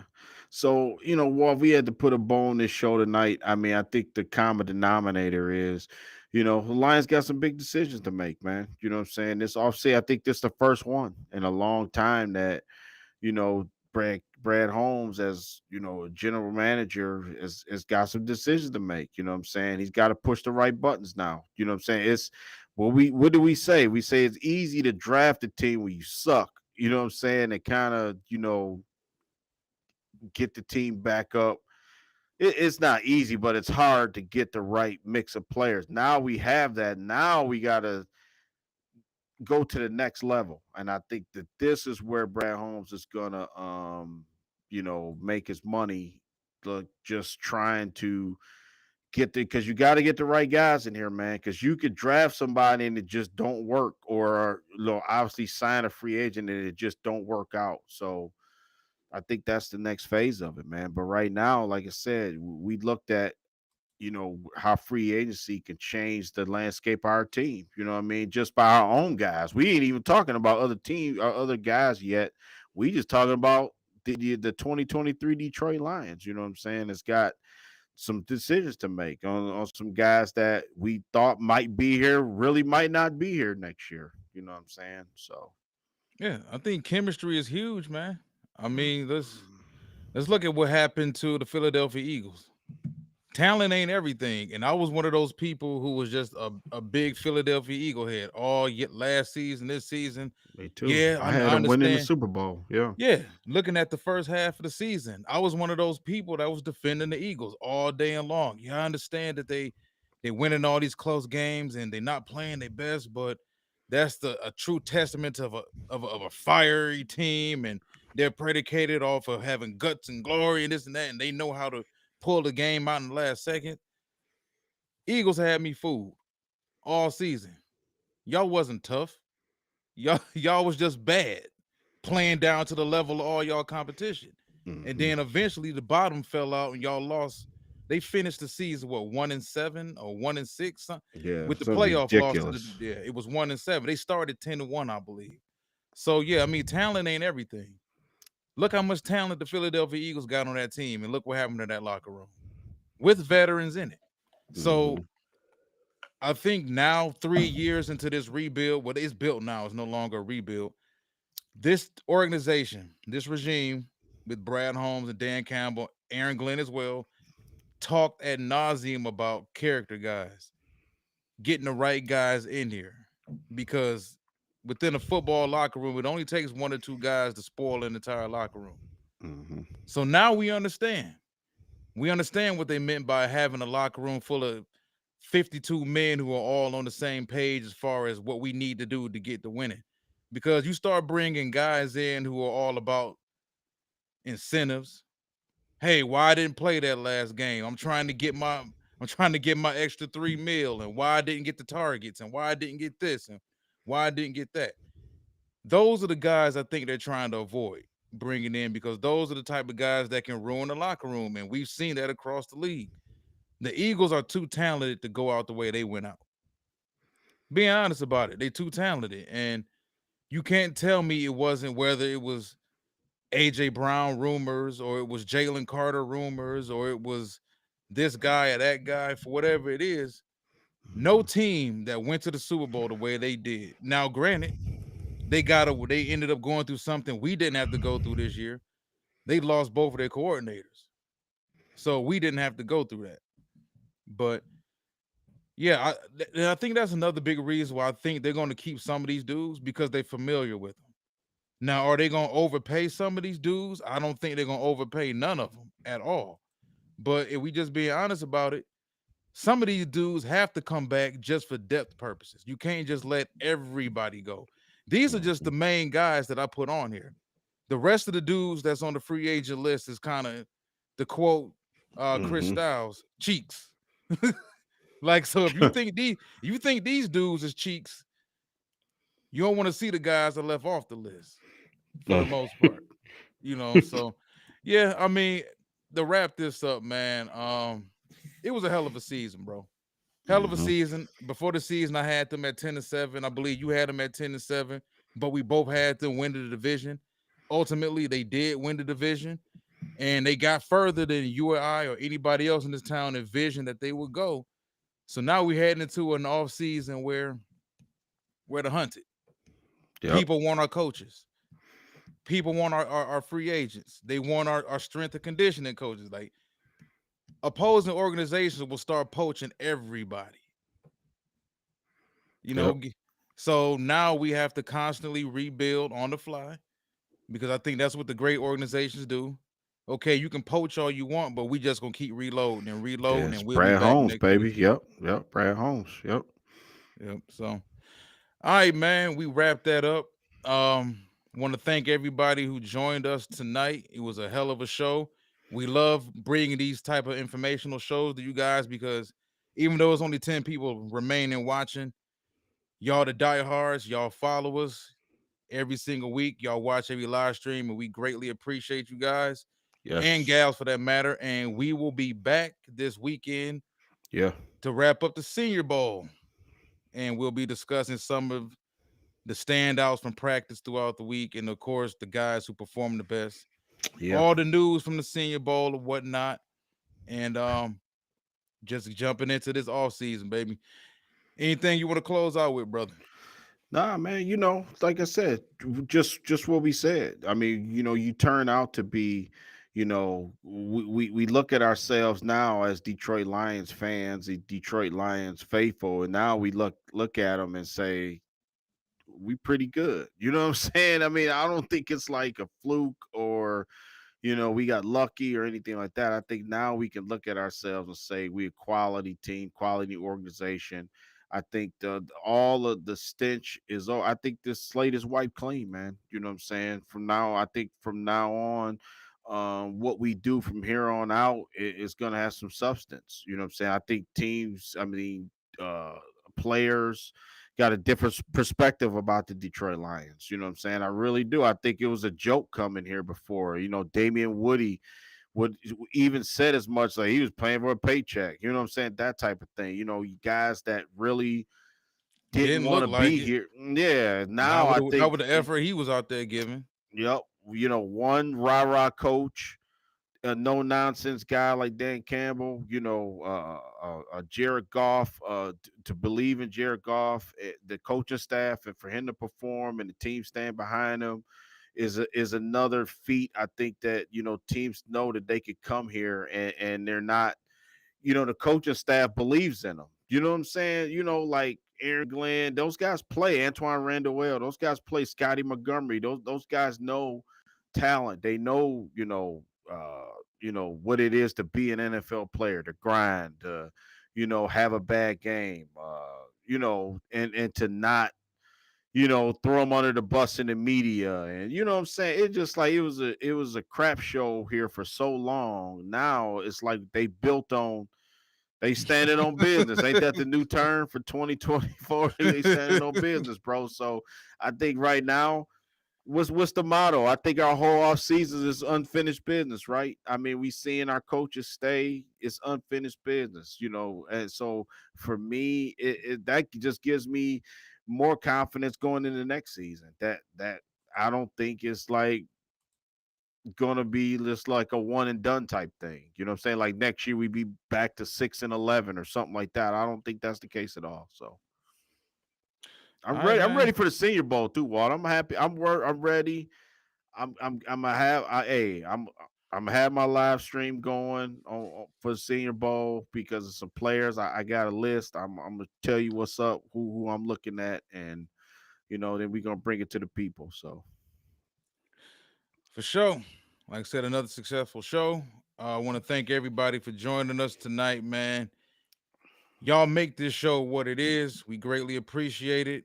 For Yep. everybody that keeps subscribing to the channel, the YouTube channel, as well as following us on not the YouTube channel, but the Facebook channel, as well as linked on all the groups, LinkedIn. Yep. Facebook, YouTube, as well as you mentioned. However you listening to us, we glad you're listening to us, and please come back Saturday so we can tackle this Senior Bowl. Till next time, one pride.